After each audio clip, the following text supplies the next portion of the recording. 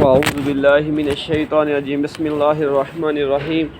ان اللہ وملائکتہ یصلون علی النبی یا ایھا الذین آمنوا صلوا علیہ وسلموا تسلیما. درود پڑھو. اللہم صلی علی سیدنا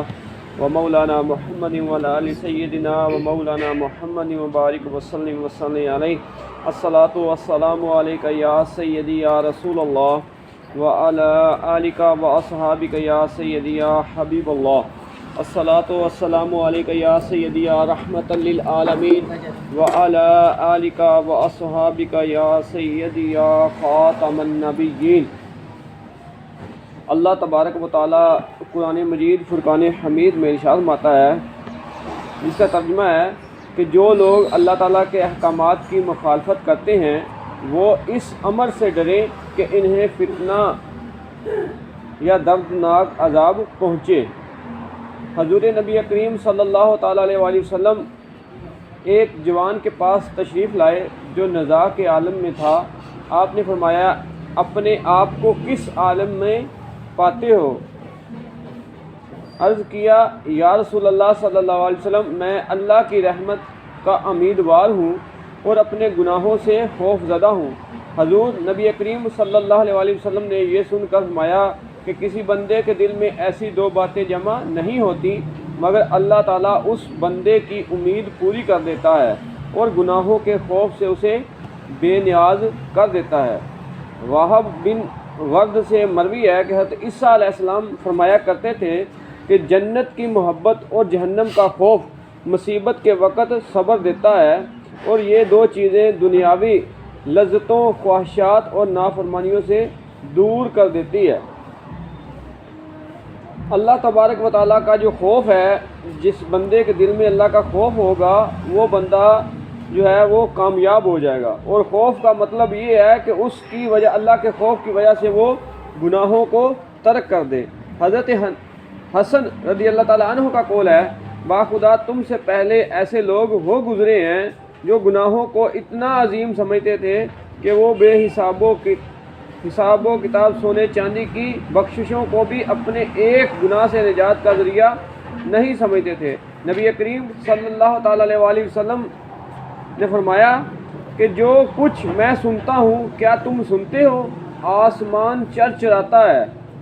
اور اس کا حق ہے کہ وہ چرچرائے. رب ذوالجلال کی قسم، آسمان میں 4 انگل جگہ نہیں ہے جس میں فرشتہ بارگاہ الہی میں سجدہ ریز قیام کرنے والا یا رکوع کرنے والا نہ ہو. جو کچھ میں جانتا ہوں اگر تم جانتے تو کم ہنستے اور زیادہ روتے اور نکل جاتے یا پہاڑوں پر چڑھ جاتے اور اللہ تعالیٰ کے شدید انتقام اور ہیبت و جلال کے خوف سے اللہ تعالیٰ کی پناہ ڈھونڈتے.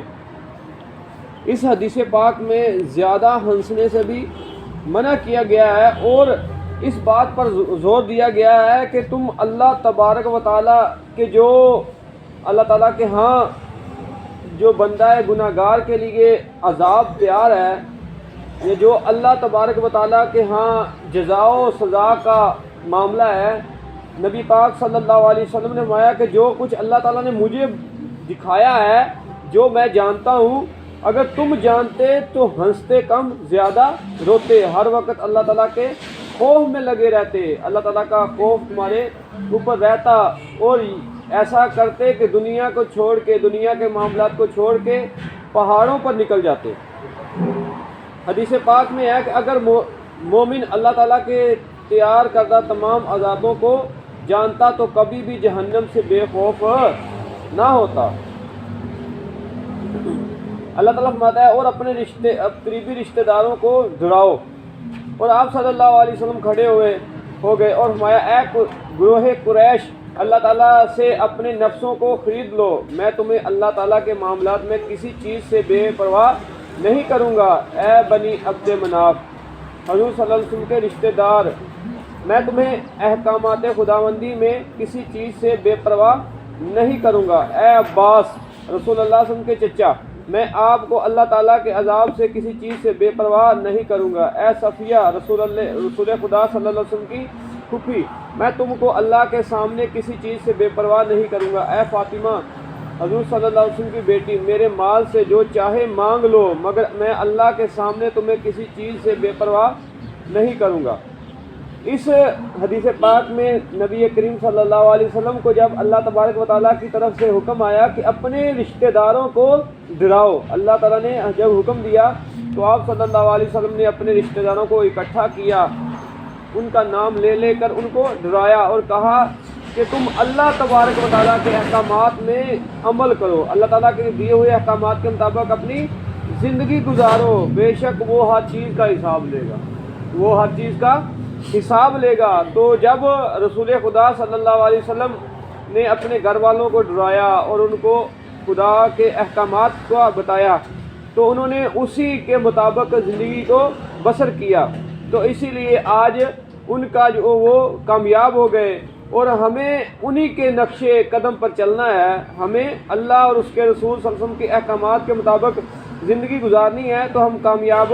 ہوں گے۔ اگر ہم نے اللہ اور اس کے رسول صلی اللہ علیہ وسلم کی اطاعت کو چھوڑ دیا، احکامات کو چھوڑ دیا، پھر دنیا میں ہم ذلیل ہوں گے اور آخرت میں بھی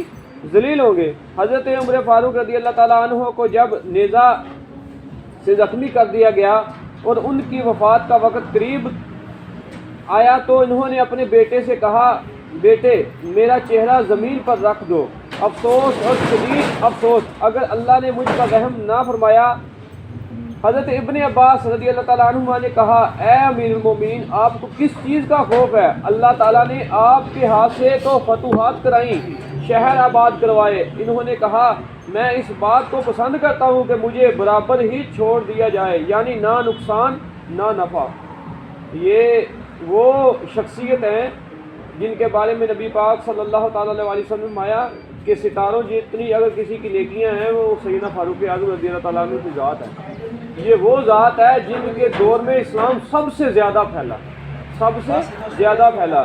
یہ وہ ذات ہے کہ جس کے بارے میں نبی پاک صلی اللہ علیہ وسلم نے فرمایا اگر میرے بعد کوئی نبی ہوتا تو وہ عمر ہوتا، لیکن جب نزاع کا عالم ہے تو یہ کہہ رہے ہیں اللہ تعالیٰ سے اتنا خوف ہے، آپ کے بارے میں آتا ہے کہ آپ اللہ تعالیٰ کی بارگاہ میں اتنا خوف کرتے، اتنا روتے کہ آپ کی یہ دونوں آنکھیں ہیں نا یہاں پر گڑھے بنے ہوئے تھے آنسوؤں کے، اس طرح نکل گئے، اتنے بڑے آدمی ہو کر، اور جن کو جنت کی خوشخبری دی گئی ہے رسول خدا صلی اللہ علیہ وسلم کی زبان سے، تو وہ ہر وقت اللہ تعالیٰ کی یاد میں رہتے، اللہ تعالیٰ کا خوف کرتے، تو کہہ رہے ہیں کہ مجھے نہ نفع ہو نہ نقصان، برابر میں اللہ تعالیٰ مجھے چھوڑ دے۔ تو ہمارا تو کسی حساب میں ہمارا حساب نہیں آتا، تو اگر ہم اپنے آپ کا محاسبہ کریں تو ہماری زندگی جو گزری ہے اس کے متعلق ہم اگر سوچیں تو ہم نے کتنے ایسے عمل کیے ہوں گے جو اللہ کی رضا والے ہوں گے۔ تو اس سے ہمیں یہ سبق ملتا ہے، یہ پیغام ملتا ہے کہ ہمیں اللہ کے حضور احکامات خدا کے مطابق زندگی گزارنی ہے اور ہر وقت اللہ تعالیٰ کی یاد کرنی ہے، اس کا خوف رکھنا ہے، کیونکہ جو بندہ اللہ کا خوف رکھتا ہے اللہ تعالیٰ کی شان یہ ہے کہ قیامت کے دن اس کو بے خوف کر دے گا۔ جو دنیا میں ہوتے ہوئے اللہ کا خوف کرے گا اللہ تعالیٰ اسے قیامت کے دن خوف سے بے نیاز کر دے گا۔ حضرت زین العابدین علی بن حسین رضی اللہ تعالیٰ عنہم جب حضور وضو سے فارغ ہوتے تو کانپنے لگ جاتے، لوگوں نے سبب پوچھا تو آپ نے فرمایا تم پر افسوس ہے، تمہیں پتہ نہیں میں کس کی بارگاہ میں جا رہا ہوں اور کس سے مناجات کا ارادہ کر رہا ہوں۔ یہ حضرت زین العابدین رضی اللہ تعالیٰ عنہ، حضرت امام حسین رضی اللہ تعالیٰ عنہ کے لخت جگر ہیں، یہ آل رسول ہیں جو ہزار رکعت رات کو ادا کرتے، اور جب وہ وضو کرتے تو کانپتے، وضو کرتے تو کانپتے۔ تو کہتے ہیں کہ جب ان سے پوچھا جاتا کہ آپ وضو کرتے ہیں اس سے بعد فارغ ہوتے ہیں تو آپ کا جسم کپ کپی طاری ہوتی ہے، تو ہم یہ دیکھتے ہیں اس کی وجہ کیا ہے، تو آپ فرماتے ہیں کہ تمہیں یہ نہیں پتہ کہ میں کس کی بارگاہ میں سجدہ ریز ہونے کے لیے جا رہا ہوں۔ یہ ان کے دل میں خشیت تھی، اللہ تعالیٰ کا خوف تھا۔ تو یہ چیز ہیں جو خلفائے صالحین نے اپنی زندگی گزاری ہے، ان کی زندگیوں کو جب ہم پڑھتے ہیں تو ہمارا ایمان ایک دفعہ تازہ ہو جاتا ہے، ہمیں پتہ چلتا ہے کہ ہمارے جو بزرگ ہیں، جو خلفائے صالحین ہیں، جو لوگ اللہ تعالیٰ کے نیک بندے ہیں، جو اللہ کے ولی ہیں، انہوں نے جو زندگی گزاری ہے وہ اللہ تعالیٰ کے خوف میں، اللہ تعالیٰ کی محبت میں گزاری ہے۔ ایسے ہی تو نہیں حضرت خواجہ معین الدین چشتی اجمیری رحمۃ اللہ علیہ کو دیکھ کر لوگوں نے 90 لاکھ لوگوں نے کلمہ پڑھا ہے۔ اس کی وجہ یہی ہے کیونکہ انہوں نے جو کام بھی کیا ہے نا وہ اللہ کی رضا کے لیے کیا، وہ اللہ کی رضا کے لیے کیا گیا۔ تو اللہ تعالیٰ کے نیک بندوں کی نشانی ہوتی یہ ہے کہ ان کو دیکھ کر اللہ یاد آتا ہے، ان کو دیکھ کر اللہ یاد آتا ہے۔ دعا ہے اللہ تبارک و تعالیٰ سے کہ اللہ تعالیٰ ہمیں صحیح معنوں میں اپنی اصلاح کرنے والا بنائے اور ہمیں نبی پاک صلی اللہ علیہ وسلم کے لائے ہوئے احکامات کے مطابق زندگی بسر کرنے کی توفیق عطا فرمائے۔ آمین۔ الحمدللہ۔